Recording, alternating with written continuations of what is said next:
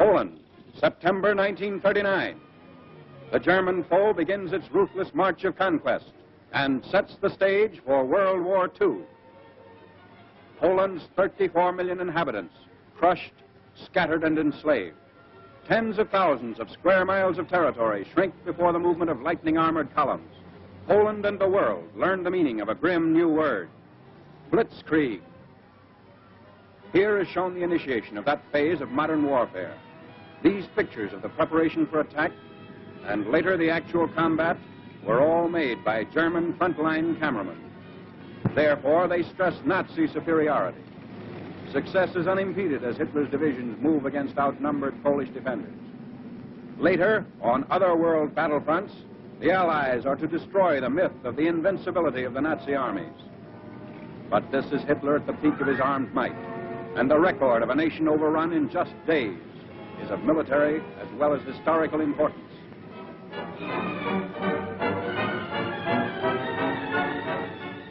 The spark is set off in the free city of Danzig.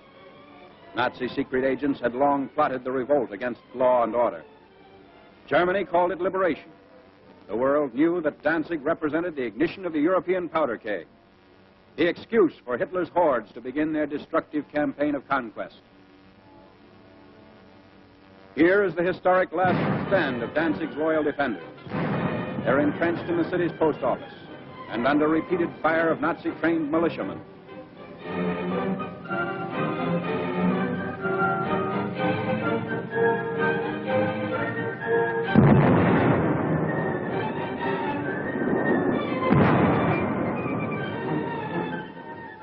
Taking cover behind an advancing tank, the attackers move in.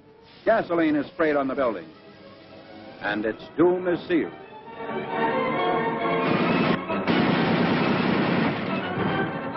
On September 1st, Danzig is incorporated into the Reich, and all Europe is aflame. World War II is a reality. Nazi regulars move up. The Germans brazenly call it counterattack with pursuit. The civilized world knows it as the unleashing of unheard-of military might. With little to stand in their way, the Nazi divisions roar across the Polish countryside and reveal for the first time the machines and weapons that are to terrorize a freedom-loving people. Military observers see the Nazi lightning warfare as setting the style for modern battle. Only a well-devised counterblitz can stem the flanking and pincer movements of the wily Germans. The motorcycles bring up machine gunners for the opening of the attack.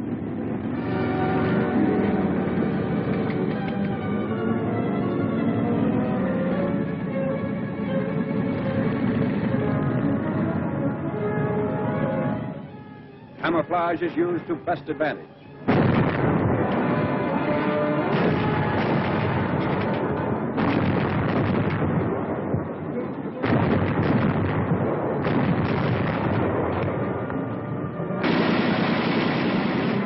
Tanks speed the advance as a Polish town is about to fall.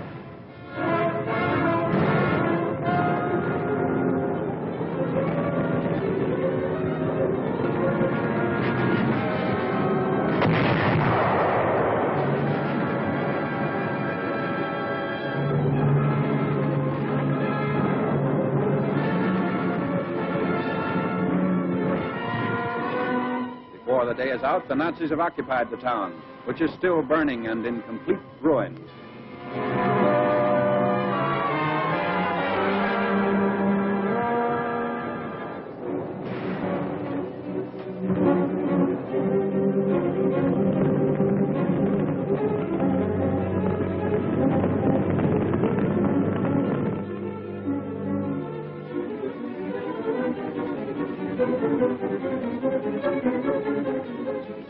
Wrecked equipment testifies to the Polish rout.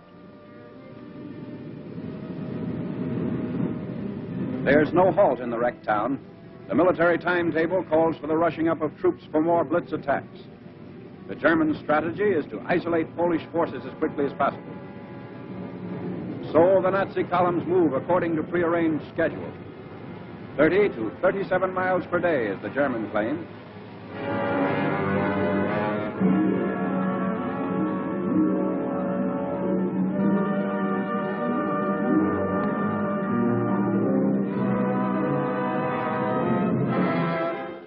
A strategic bridge across the Vistula River has been blown up by retreating Polish soldiers. But in their haste, they were unable to ensure its complete destruction. The enemy will be delayed, but temporary repair is not impossible for skilled mechanics to accomplish in fast time.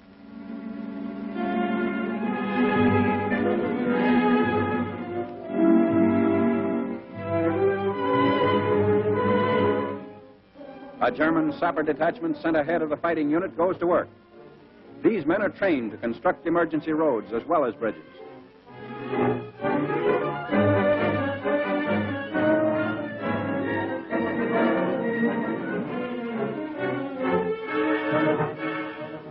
The hastily constructed span is quickly put to use by the advancing Nazis.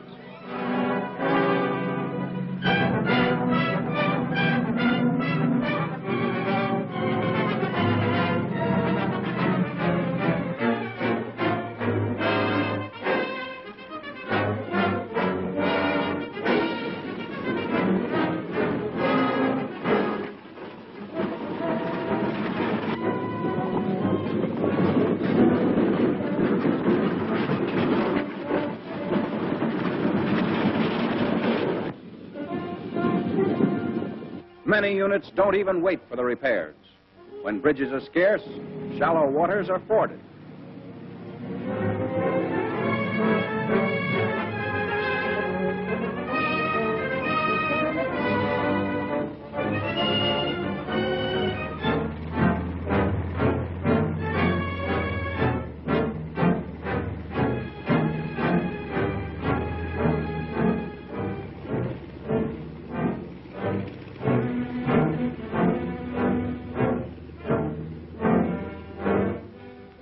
The blitz-minded German generals even defy fatigue. Long lines of tired troops are kept moving against the foes. The operation is based on the principle that contact, once made, should never be lost. Naps are snatched on the move.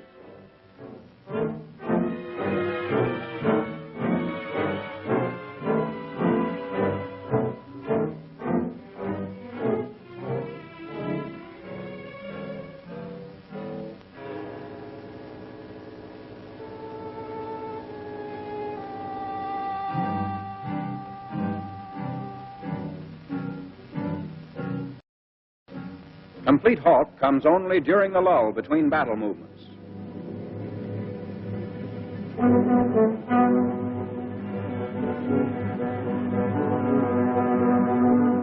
At all times, weapons are kept clean and ready for instant use. This enemy of ours has mastered every technique necessary to the maintenance of efficient fighting contingents.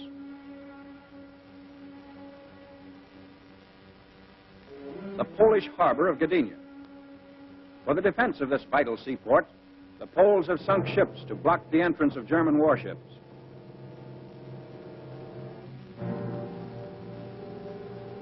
The Nazis direct their fire across the harbor. Military and naval forces are cooperating to bring about complete destruction of Polish defense installations.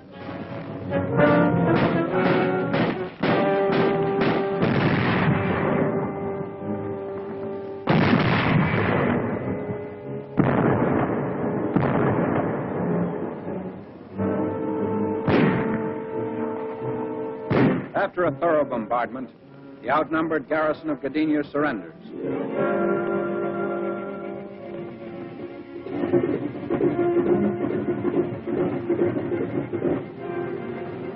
The Nazi air arm plays a major role in the wanton destruction of Polish territory.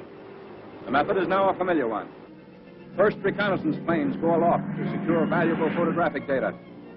The aerial pictures will show the movement and position of Polish troops, and also the undefended sectors that will supply easy targets for Nazi bombs.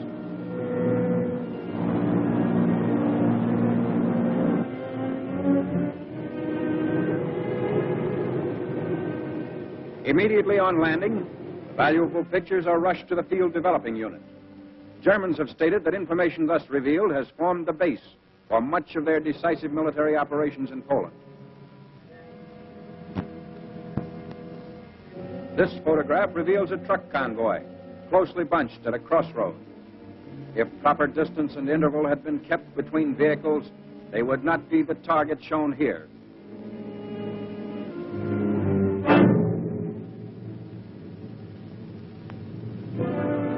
Ground and Air Force raids are worked out with greater unity through the use of the aerial photographs.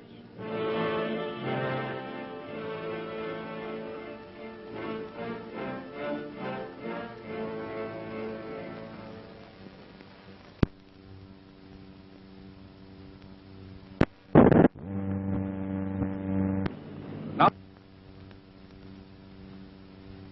the preparation for attack by German fighter planes and bombers. Cases of bombs are continually unpacked, ready to supply the big ships as they land and take off again.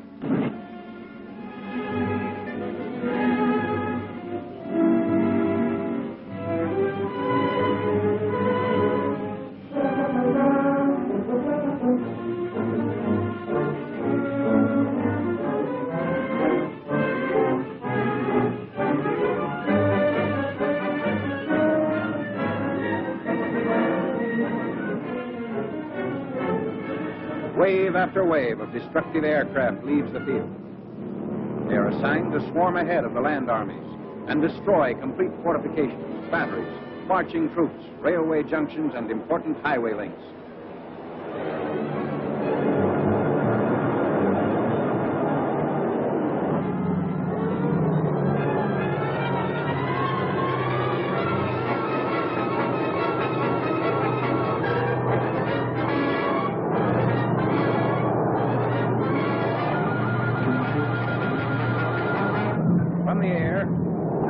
Cutting off all avenues of escape for the Poles, who are now trapped in several pockets.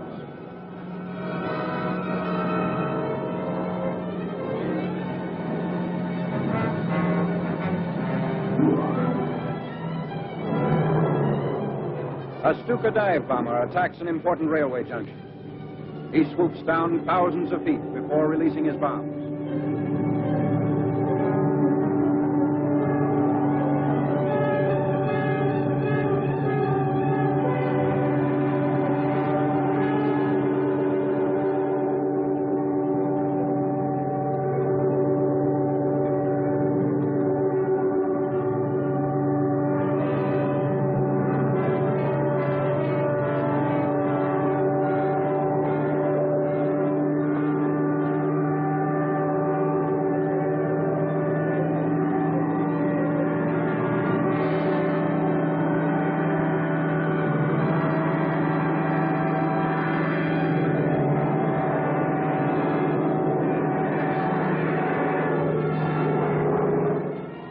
His hair-raising speed is stopped as he straightens out, barely 600 feet above the target.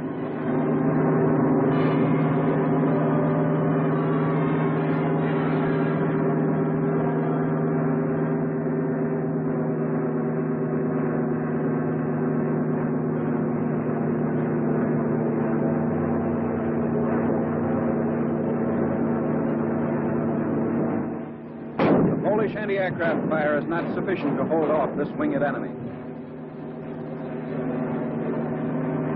An awful panorama of ruin spreads out below.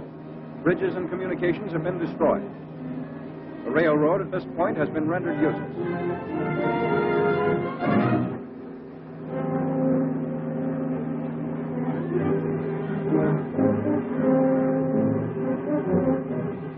Nazi bombs also knock out the heavy armored cars which the Polish army had hoped would see effective action against the enemy.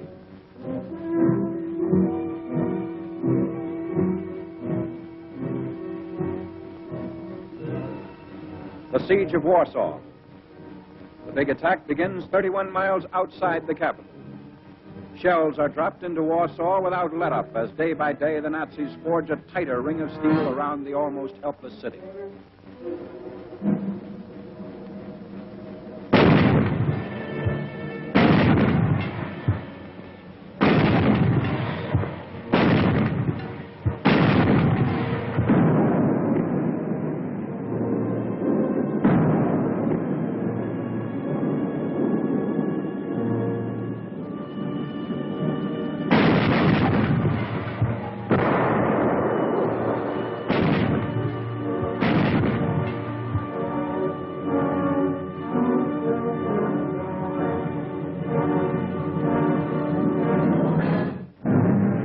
Hundreds of fires in the city send up huge clouds of smoke.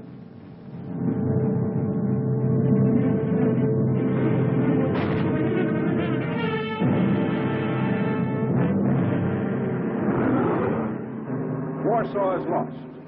The vicious Nazi attack has left the city in ruins. The Blitzkrieg has won the first round. In less than 30 days, Poland has fallen. Warsaw's final surrender comes on September 27th.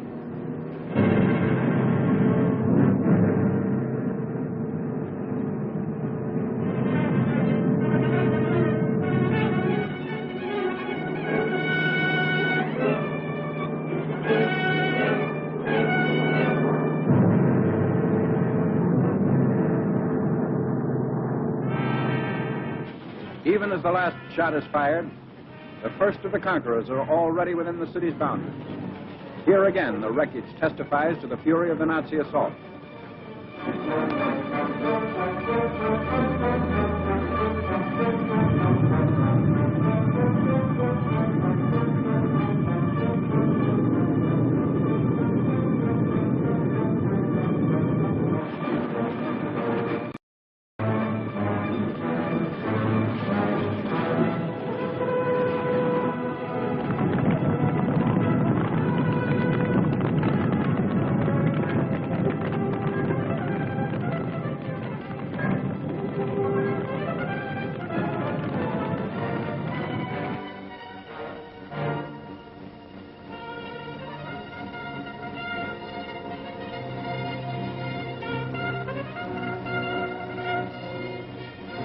The occupation of Warsaw by the enemy is now complete.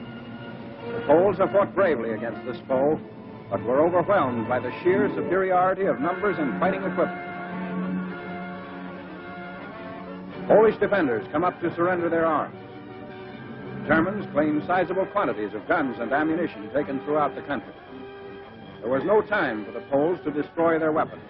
So quickly did the Nazis move in and dominate each position.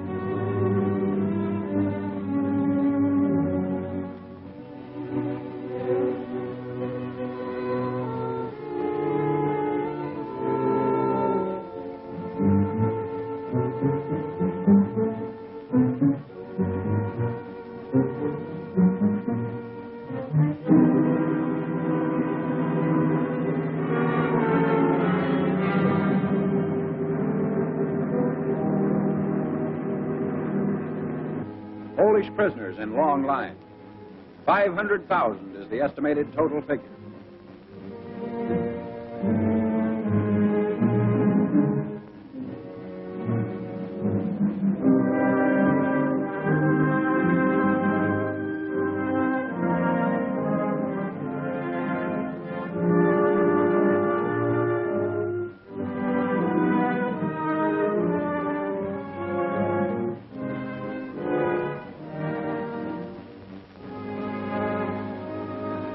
This was the challenge of conquest Hitler hurled at the universe.